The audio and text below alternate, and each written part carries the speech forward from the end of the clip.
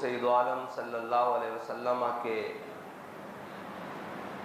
ادب اور آپ کے شہر کے ادب کی بات کرنے لگا ہوں، اس لیے کہ پوری دنیا میں ہم نے تو اپنی آنکھوں سے ایک شخص ہی دیکھا ہے جس نے سارے ادبوں کو چھوڑ کے حضور کا ادب بتایا ہے اور حضور کے ساتھ جو چیزیں منسلک ہیں ان کا ادب بتایا ہے، ورنہ ہم نے جہاں بھی دیکھا جس کو بھی دیکھا اس نے اپنا ادب ہی بتایا۔ اس نے کہا مینو منو میری منو، بابا جی نے فرمایا نہ انہاں نو منو نہ انہاں دی منو، بس حضور نو منو، اور اسی کے ماننے میں بھلائی ہے۔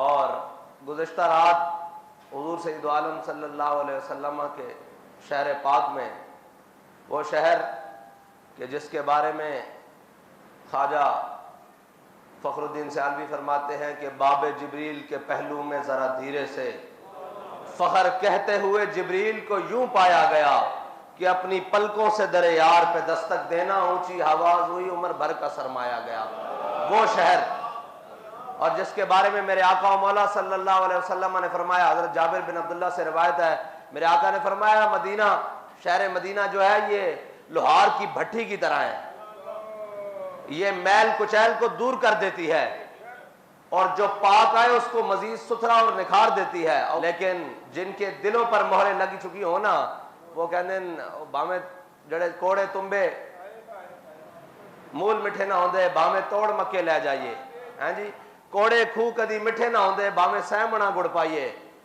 بابا جی حضرت مولانا روم کے حوالے سے ایک بات کرتے تھے کہ حضرت مولانا روم نے فرمایا ہے کہ جو بدبخت ہے نا اس کو نبی کی مجلس بھی فائدہ نہیں دیتی، یہ جو ہے نا یہ بدبختی ان کے دلوں پر لکھ چکی ہے، اس کے بدبختی ہونے کی وجہ سے اس کے پیچھے ایک بدبخت ہے جس نے اپنے اقتدار کی خاطر تو پورے پاکستان میں شور ڈالا اور اپنے اقتدار کی خاطر کہا کہ کانوں میں یہ بھی کہنا ہے کہ ہم نے آزادی لینی ہے، یہ تو بات کی بات ہے نا کہ آزادی کس سے لینی ہے، لیکن ساری باتیں بتائیں لیکن حضور کا ادب نہیں بتایا، اس لیے وہ بے ادب بن کر وہاں پھر رہے ہیں حضور کے دربار میں، جہاں پر ادب گاہے زیر آسماں از عرش نازک تر۔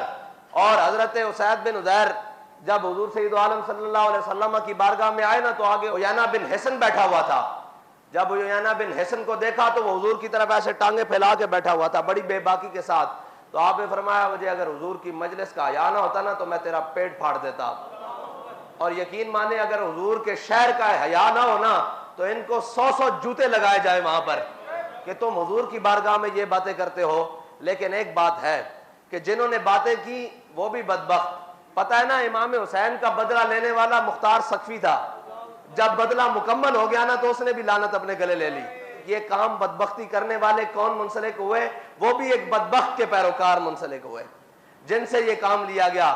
لیکن حضور سید عالم صلی اللہ علیہ وسلم کے دین کے لیے، حضور سید عالم صلی اللہ علیہ وسلم کی عزت و ناموس کے لیے جو بابا جی ہمیں سبق دے کر گئے نا، ہم نے اس سبق کو یاد رکھنا ہے اور حضور کے شہر کا اور حضور کی ساتھ نسبت رکھنے والی ہر چیز کا ادب کرنا ہے۔ اور ادب گاہے زیر آسماں از عرش نازک تر اور نفس گم کردہ می آیت جنید و با یزیدی جا، بابا جی ترمیم کر کے پڑھتے تھے نفس گم کردہ می آیت ابو بکر و عمر ایجا۔ یہ اتنی نازک بارگاہ ہے جہاں پہ اولیاء صحابہ سارے سانس روک کر بیٹھتے ہیں، تم وہاں پر اپنے بک بکارے لگاؤ، تمہارے لیے اللہ تعالیٰ کا بہت دردناک عذاب ہے۔ اگر تم حضور سید عالم صلی اللہ علیہ وسلم کے اس شہر کے بے حرمتی کرو اور اس شہر کے اندر اپنے ایک جھوٹے لیڈر کی خاطر، اس کی کیا حیثیت ہے بھائی؟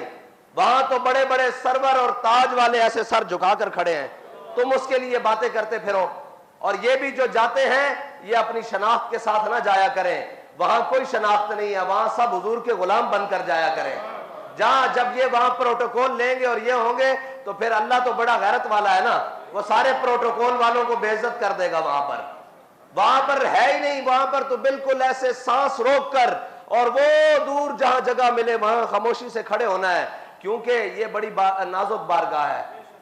لا ترفعوا اصواتکم فوق صوت النبی، یہی بات تو حضرت صدیق اکبر نے کہا جیسے حضور کی ظاہری حیات میں ہے اسی طرح حضور کے جانے کے بعد بھی ہے کہ حضور کے سامنے آواز بلند نہیں کرنی.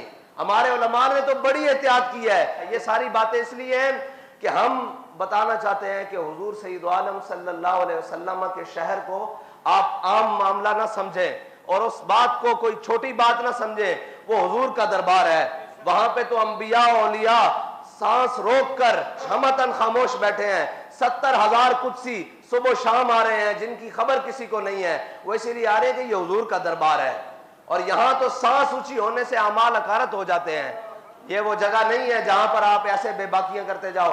بہتر ہے کہ تم وہاں جاؤ ہی نہ. بہتر ہے کہ تم وہاں جاؤ ہی نہیں. اگر تمہیں احساس پیدا ہو جائے تو تم تو کبھی تصور ہی نہ کرو کہ ہم اس بارگاہ میں کھڑے کیسے ہوں گے.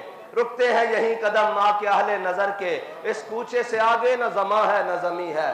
اور ہر ایک کو میسر کہاں تیرے در کی غلامی, اس در کا تو درباں بھی جبریل امی ہے.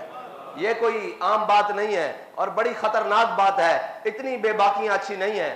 اتنی بے باکیاں اچھی نہیں ہیں. یہ نہ ہو کہ اللہ کا قہر اور اللہ کا جناب جلال وہ جوش میں آ جائے اور تم سب کو بھسم کر کے رکھ دے.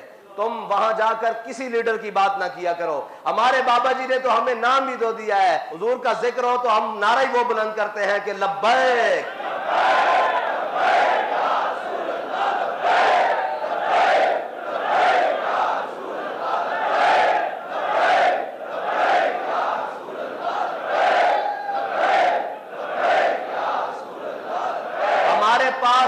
نعرہ اور اعلامیہ اور بیانیہ ہی وہ ہے جس میں ذاتی تشخص ہے ہی نہیں, جس میں ذاتی شخصیت ہے ہی نہیں. وہ حضور کی بارگاہ میں لگایا جائے تو حضور بھی خوش ہوں گے. اور اگر تم وہاں کھڑے ہو کر کہے گو کہ اب آئے گا عمران تو پھر تو یہ بری بات ہے نا. یہ تو قبول ہی نہیں ہے. ادھر وہ کوئی آ کے کہے کہ اب شیر آیا, ہم تو کہتے ہیں نہیں حضور کا دین آیا. ہم تو یہ کہتے ہیں کہ تاجدار ختم نبوت. اور دوسری بات, وہ جو وزیر اعظم بن گیا ہے اس کو پھر ایک دفعہ کہتا ہوں کہ یہ ذلت ایسے نہیں ہو رہی. یہ ذلت اس وجہ سے ہو رہی ہے کہ تم کہہ کے گئے ہو کہ میں اس ملعون کے ساتھ مل کر کام کروں گا. تو دیکھ لو سین نبوی میں تمہاری ذلت ہو رہی ہے. وہاں پہ تو چور کو بھی چور نہیں کہا جاتا. وہ تو اعلیٰ حضرت نے فرمایا چور حاکم سے چھپا کرتے ہیں یا اس کے خلاف, تیرے دامن میں چھپے چور انوکھا تیرا. وہاں تو چوروں کو پناہ ملتی ہے, گناہگاروں کو, کیونکہ میرے آقا نے فرمایا شفاعتی لأہل الکبائر, میری شفاعت تو ہے ہی بڑے گناہ والوں کے لیے ہے, بڑے گناہگاروں کے لیے ہے, بڑے غداروں کے لیے نہیں ہے. تو گناہگار بن کر جاؤ نا, غداری تو نہ کرو حضور کے ساتھ. اگر غداری کرو گے تو پھر تم کیا, تمہاری حیثیت کیا. یہاں ابو جہل کو اللہ نے بچوں سے مروا دیا تھا. یہاں تو جناب وہ اگر حضور کے دامن سے وابستہ ہو جاؤ گے تو حبشی غلام ہو, کالا ہو, ناک بھی چپٹی ہو, بلال حبشی ہو, وہ کعبے کی چھت پر جاتا ہے. اور اگر سکا چاچا بھی ہو تو قرآن کہہ دیتا ہے تبت یدا ابی لہب وتب. یہ وہ بڑی نازک بارگاہ ہے, بہت نازک بارگاہ ہے. اس کے اندر کوئی ایسی بات نہیں چلتی. اللہ تعالیٰ مجھے اور آپ کو حضور کا ادب نصیب فرمائے, اور اگر کوئی وہاں چلا جائے تو اس کو با ادب حاضری نصیب فرمائے.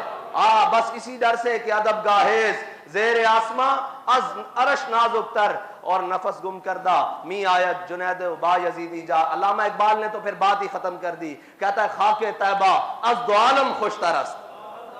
کہتے تم حضور کے دربار کی بات کر رہے ہو, ہمیں تو جو طیبہ کی خاک ہے وہ پورے دو عالم سے بہتر ہے, ہر چیز سے بہتر ہے. خاک طیبہ از دو عالم خوش ترست, اے خون کے شہرے کے آجا دل برست.